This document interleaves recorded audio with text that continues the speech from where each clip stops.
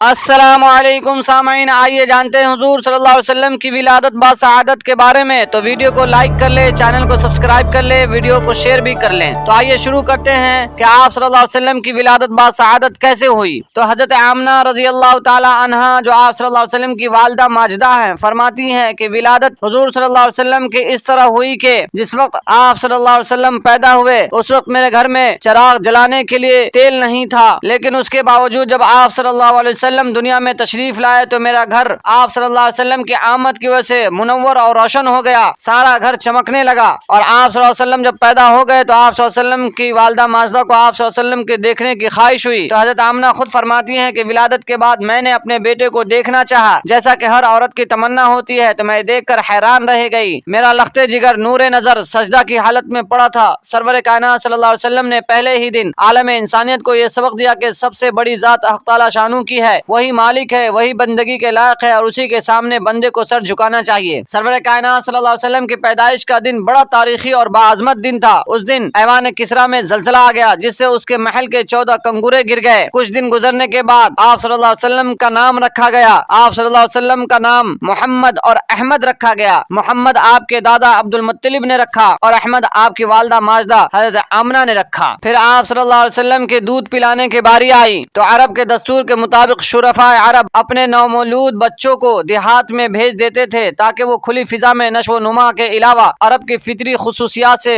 مالا مال ہو سکے، خاص طور پر ان میں فصاحت و بلاغت اور شجاعت پیدا ہو۔ چنانچہ قبائل عرب سے سال میں 2 مرتبہ عورتیں مکہ آتی اور کھاتے پیتے گھرانوں سے بچوں کو لے جاتی۔ عرب کے اس دستور کے مطابق شیر خوار بچے شہر سے لینے کے لیے عورتوں کا ایک قافلہ روانہ ہوا۔ ان میں ایک خوش نصیب خاتون دائی حلیمہ بھی تھی۔ وہ فرماتی ہے کہ میں اپنے شوہر حارث کے ہمراہ روانہ ہوئی۔ میری اونٹنی کمزور اور مریل تھی، جبکہ ایک لاغر گدھی بھی ہمارے ساتھ تھی۔ اونٹنی ایک قطرہ تک دودھ نہ دیتی تھی، ہم بھوک کی وجہ سے رات بھر نہ سو پاتے۔ حضرت حلیمہ فرماتی ہے کہ میری چھاتی میں اتنا دودھ نہ تھا کہ بچہ سیر ہو سکتا، یہی وجہ تھی کہ بچہ ساری رات بلبلاتا۔ سرکار دو عالم صلی اللہ علیہ وسلم کو تمام عورتوں نے دیکھا، لیکن یتیم ہونے کی بنا پر قبول نہیں کیا کہ اس سے کیا ملے گا۔ لوگ ان دودھ پلانے والی عورتوں کو کوستے ہیں کہ انہوں نے سرکار دو عالم صلی اللہ علیہ وسلم کو قبول نہیں کیا۔ آج تاریخ میں ان عورتوں کا کوئی نام نہیں۔ اگر ان عورتوں میں کسی کا نام زندہ ہے تو وہ صرف حضرت حلیمہ سعدیہ مکہ میں دیر سے پہنچی۔ تمام عورتوں نے کھاتے پیتے گھرانوں کے بچے لے لیے، صرف ایک ہی بچہ رہ گیا تھا، اب وہ تھا حضرت آمنہ کا در یتیم۔ حضرت حلیمہ نے اپنے شوہر سے مشورہ کیا، خالی ہاتھ جانا مناسب نہیں، کیوں نہ اس یتیم بچے کو لے چلیں، شاید اللہ اسی کی بدولت خیر و برکت دے۔ یہ فیصلہ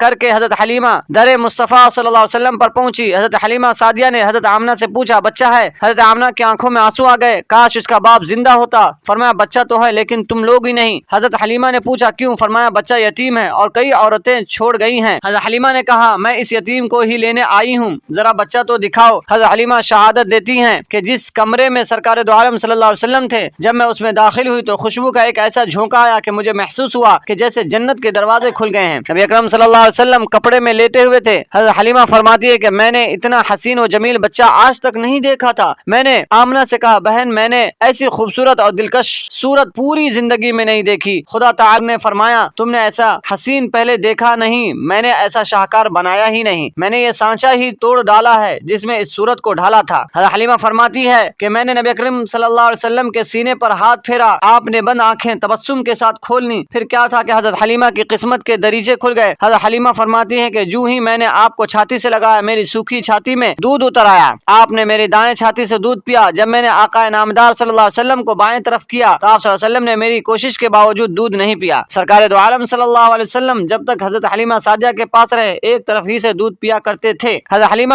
کہتی ہیں کہ میں بہت حیران تھی کہ یہ بچہ آخر ایک ہی طرف سے کیوں پیتا ہے۔ اس کے بعد آپ کے برکات دے کر یہ محسوس ہوا کہ یہ غیر معمولی بچہ ہے جس کو اللہ نے علم دے رکھا ہے کہ تیرے علاوہ تیرا رضائی بھائی بھی دودھ پینے والا ہے۔ اس طرح نبی اکرم صلی اللہ علیہ وسلم نے پہلے ہی دن سے عدل کی روایت قائم کر دی تاکہ قیامت تک آپ کے عدل و انصاف کے ڈنکے بجتے رہے۔ حضرت حلیمہ حضرت آمنہ کے لخت جگر کو لے کر اپنے خیمے میں آ گئیں۔ شام کو ان کے شوہر حارث اپنی اونٹنی کا دودھ دونے کے لیے اٹھے۔ یہ دیکھ کر ان کی خوشی کی انتہا نہ رہی کہ اونٹنی کے تھن دودھ سے بھرے ہوئے تھے۔ حارث کی خوشحالی کی انتہا نہ رہی، انہوں نے پکار کر کہا، حلیمہ ہمارے دن پھر گئے، ہماری قسمت جاگ اٹھی، یہ بچہ تو واقعی برکتوں اور سعادتوں والا ہے۔ حضرت حلیمہ اور ان کے شوہر کہتے ہیں کہ ہم سب نے سیر ہو کر دودھ پیا۔ آج ہماری زندگی کی پہلی رات تھی جو ہم نے سو کر گزاری۔ ہمارا بچہ جو ساری رات جگایا کرتا تھا آج وہ بھی پرسکون تھا۔ کتنی خوش नसीब थी दाई हलीमा, जिनकी झोली में दो जहां की दौलत आई। सैयदा हलीमा की जिंदगी में इनकलाब आ गया, वीरान जिंदगी में बहार आ गई, क्योंकि हजरत हलीमा की झोली में जान बहार आ गई। 3 दिन के कयाम के बाद हजरत हलीमा रहमतुल्लिल आलमीन को लेकर अपने घर रवाना हुई। एक रिवायत है कि ऊँटनी पर हजरत हलीमा और उनके शौहर सवार हुए। दरमियान में नबी करीम सल्लल्लाहु अलैहि वसल्लम को बिठाया गया, लेकिन ऊँटनी बहुत कोशिश के बावजूद भी नहीं उठी। हजरत हलीमा ने ये देखा तो बोली कि हारिस, हमारी गोद में जो बच्चा है ये इतना अजीम और जलील कद्र है, कुदरत को हमारा ये फेल पसंद नहीं आया कि हमने उसको दरमियान में बिठा रखा है, क्योंकि उनकी तरफ तुम्हारी पुश्त हो रही है। चुनांचे नबी अकरम सल्लल्लाहु अलैहि वसल्लम को हारिस ने आगे बिठाया। अब ऊँटनी फौरन खड़ी हो गई। एक रिवायत के मुताबिक हजरत हलीमा की सवारी ने मक्का की गलियों का चक्कर लगाया। जो ही ऊँटनी काबतुल्लाह के सामने पहुंची, उसने 3 सजदे किए, फिर आसमान की तरफ सर उठाया और चल दी। पहले ऊँटनी सुस्त रफ्तार थी, अब तेज रफ्तार हो गई। हजरत हलीमा की हमजोलियां बच्चे लेकर बहुत पहले चल चुकी थी। उन औरतों ने अपने पीछे तेज रफ्तार ऊँटनी की उड़ती हुई गर्द गुबार देखी तो परेशान हो गई। जब हजरत हलीमा उनके करीब पहुंची तो औरतों ने पूछा, हलीमा क्या सवारी बदल ली? फरमाया, सवारी नहीं बदली, सवार बदला है। ये कौनैन का ऐसा शह सवार था कि जिस सवारी पर बैठा वो सवारी फजीलत पा गई। हलीमा की सवारी पहले चलने वाली सवारियों को छोड़कर उनसे पहले ही मंजिल मकसूद पर पहुंच गई। कहत और खुश्क साली की वजह से हलीमा का सारा इलाका बंजर हो गया था, जानवर लागर और कमजोर हो गए थे और ऊँटनियों का दूध खुश्क हो चुका था। लेकिन नबी आखिर ज़मान सल्लल्लाहु अलैहि वसल्लम के वजूद की बरकत से हजरत हलीमा की जमीनें शादाब हो गईं। बारिश और पानी के बगैर घास उगने लगी, सब्जा रंग दिखाने लगा। हजरत हलीमा की बकरियां शाम को घर आती तो उनके पेट भरे होते और उनके थनों से दूध टपकता।